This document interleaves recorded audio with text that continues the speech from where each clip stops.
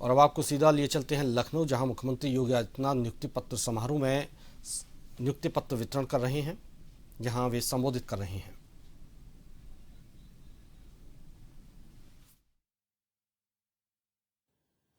इतनी गोपनीय तरीके से, ट्रांसपेरेंट और पारदर्शी तरीके से संपन्न की जाती है। आप सब 500 लोग यहां बैठे हैं। अधीनस्थ सेवा चयन आयोग ने जिन्होंने इस पूरी प्रक्रिया को संपन्न किया, उसके चेयरमैन यहां बैठे हैं। आप में से कोई जानता भी नहीं होगा कि ये चेयरमैन है, और उनके नेतृत्व में इस पूरी प्रक्रिया को उसी के तहत वो किया गया, संपन्न किया गया, और परिणाम है आज आपको नियुक्ति पत्र वितरित हो रहे हैं। क्या जितने भी अभ्यर्थी रहे होंगे, जो भी एप्लीकेंट रहे होंगे, उन सबको लगा कि हां, प्रक्रिया बहुत पारदर्शी है।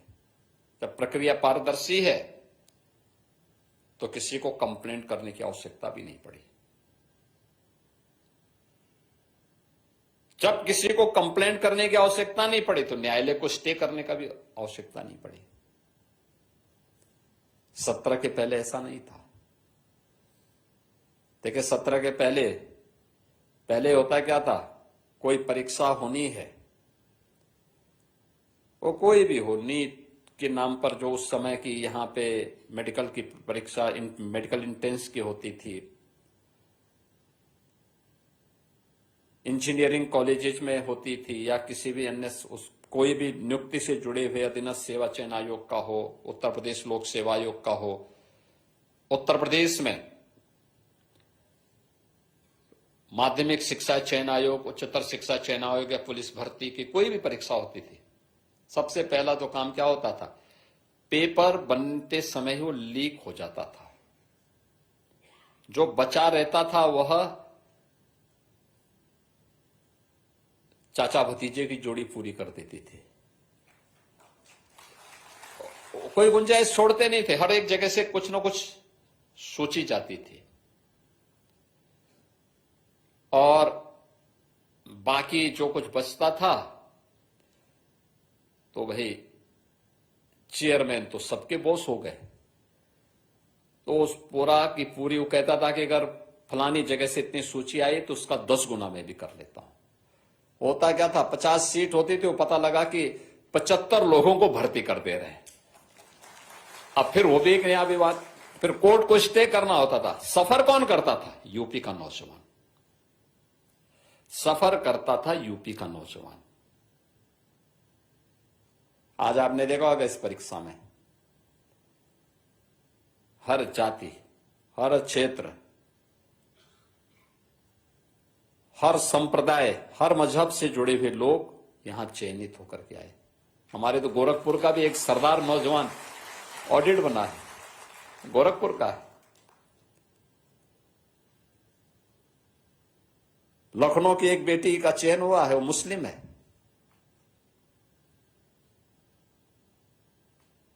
भेदभाव किसी के साथ नहीं, वो योग्य है, उसका चयन होगा, कोई उसको रोक नहीं सकता आगे बढ़ने से। और यही सरकार की कसौटी होती है, यही सरकार की कसौटी है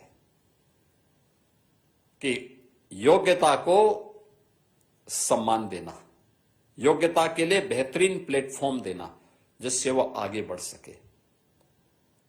हमारी जीरो टॉलरेंस अपराध और अपराधियों के प्रति है, लेकिन हमारी जीरो टॉलरेंस भ्रष्टाचार और भ्रष्टाचारियों के प्रति भी है। और हर योग्य व्यक्ति को बिना भेदभाव के योग्य प्लेटफॉर्म मिले, जिससे वो आगे बढ़ सके, उसके मार्ग के बैरियर को हटाना इस सरकार की जिम्मेदारी बनती है, और सरकार ने उस कार्य को यहां पर संपन्न किया है। और इसीलिए मैं आप सबसे कहना चाहूंगा, अभी आपको जो उपदेश खन्ना जी दिए, इसीलिए उन्होंने दिया है क्योंकि उनको भी जूझना पड़ता होगा वित्त विभाग में एक लंबे समय से मंत्री होने के नाते। और हमारे सबसे बुजुर्ग विधायक भी हैं। शाहजहांपुर के लोगों ने 9 बार से उनको विधायक चुना है। एक लंबा अनुभव उनके पास, लंबा अनुभव। मैं धन्यवाद दूंगा शाहजहांपुर के लोगों को,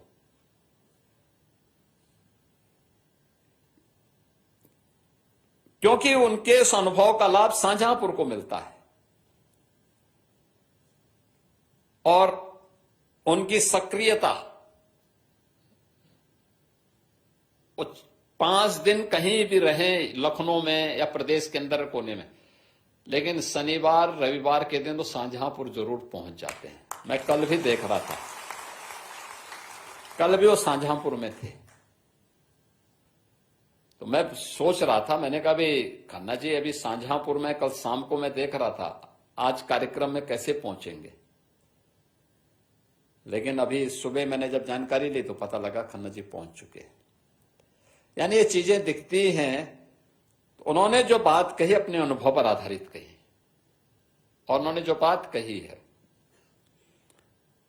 कि किसी लोभ लालच में आए बगैर आपको उस संस्था, व्यक्ति से महत्वपूर्ण संस्था होती है।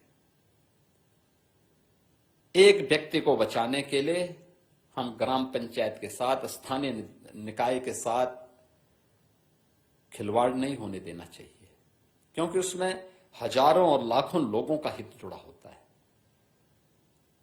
अगर व्यक्ति गलत किया है तो उसके खिलाफ आपको लिखना चाहिए, और नहीं किया है बिना किसी दबाव में उस कार्य को गलत तरीके से भी नहीं रेखांकित करना चाहिए, और अपने सुझाव भी देने चाहिए कैसे ठीक हो सकता है। सही तथ्य, ऑडिट सही हो, इसकी बड़ी भूमिका होती है। यह बेहतर वित्तीय प्रबंधन को और वित्तीय अनुशासन को आगे बढ़ाने में एक मदद कर सकता है, स्थानीय स्तर पर लोगों को और प्रभावी बना सकता है। और उस दिशा में सरकार चाहती है कि एक प्रयास आगे बढ़ सके। मुझे प्रसन्नता है इस पूरे मामले में कि सहकारी समिति और पंचायती लेखा परीक्षा में जो 371 अभ्यर्थियों का चयन हुआ, उनमें 78 महिलाएं हैं, और स्थानीय निधि लेखा परीक्षा में कुल 124 में से 25 बेटियों ने स्थान प्राप्त किया है। ये चीजें बढ़ती हैं कि अब उस सेक्टर में भी अच्छा रुझान बेटियों के लिए है, और उन्होंने उस स्थान को हां बनाया है। मैं आज के इस अवसर पर आपसे यही कहूंगा कि विकसित भारत के संकल्पना को आगे बढ़ाने के लिए हम सबको मिलकर के एक विकसित उत्तर प्रदेश के निर्माण में अपना योगदान देना है। जिस निष्पक्ष और पारदर्शी तरीके से सरकार आपको नौकरी उपलब्ध करवा रही है, आज उसी का परिणाम है। हम 9 लाख से अधिक लोगों को नौकरी दे चुके हैं। कल भी हम लोगों ने नियुक्ति पत्र दिए थे। लगातार पिछले 1 महीने में चौथा या 5वां नियुक्ति पत्र वितरण का कार्यक्रम है। ये लगातार चलेगा। 9 लाख से अधिक भर्ती हम कर चुके हैं सरकारी नौकरियों में। कोई उंगली नहीं उठा सकता, कोई व्यक्ति उंगली नहीं उठा सकता। सरकार की नीतियों के कारण आज एमएसएमई सेक्टर में 3 करोड़ लोग रोजगार प्राप्त कर रहे हैं। कानून का राज होने के कारण लाखों नौजवानों को यहां पर हुए निवेश में रोजगार और नौकरी प्राप्त हुई है।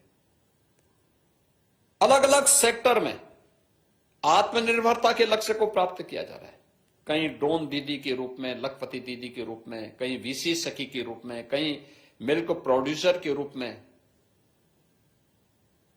ये बेहतरीन उदाहरण है। कहीं पीएम स्टार्टअप के रूप में, कहीं पीएम स्टैंड अप के रूप में, कहीं पर मुख्यमंत्री युवा उद्यमी स्कीम के अंतर्गत आज नौजवानों को आत्मनिर्भरता के पथ पर अग्रसर किया जा रहा है। सरकार अपने डबल इंजन की सरकार प्रधानमंत्री मोदी जी के विजन के अनुरूप प्रभावी ढंग से उनके विजन को जमीनी तल पर क्रियान्वित करने के लिए पूरी प्रतिबद्धता के साथ कार्य कर रही है। हम सब भी उस अभियान का हिस्सा बने। जो व्यक्ति जिस क्षेत्र में काम कर रहा है उसमें राष्ट्र प्रथम के भाव के साथ कार्य करेगा तो परिणाम आएगा और हम सब मिलकर के उस दिशा में एक प्रयास कर सकेंगे। इस विश्वास के साथ मैं एक बार फिर से आप सभी को हृदय से बधाई देता हूं। आपके माता पिता, आपके परिवार के सदस्यों, जिनका सपना साकार हो रहा है आपकी इस सफलता के कारण, उसके लिए मैं आप सबको, आपके परिवार के सभी सदस्यों को भी हृदय से बधाई देता हूं, अपनी शुभकामनाएं देता हूं। अधीनस्थ सेवा चयन आयोग को इस पूरी प्रक्रिया को पारदर्शी तरीके से संपन्न करने के लिए हृदय से धन्यवाद देता हूं और आप सबका यूपी गवर्नमेंट का पार्ट बनने के लिए भी आप सबका स्वागत करके अपनी वाणी को विराम देता हूं। धन्यवाद। जय हिंद। बहुत बहुत धन्यवाद माननीय मुख्यमंत्री महोदय। और अब ग्रुप फोटो का समय है। माननीय मुख्यमंत्री महोदय स्वयं आपके समक्ष, आपके बीच आ रहे हैं, अग्रिम पंक्ति में अपना स्थान लेंगे। आप सब बैठ जाएं अपने स्थान पर। कृपया आप सभी अपने स्थान पर बैठें। और उत्तर प्रदेश में मिशन रोजगार का जो शंखनाद हुआ है, जिसके अंतर्गत अभी कल माननीय मुख्यमंत्री महोदय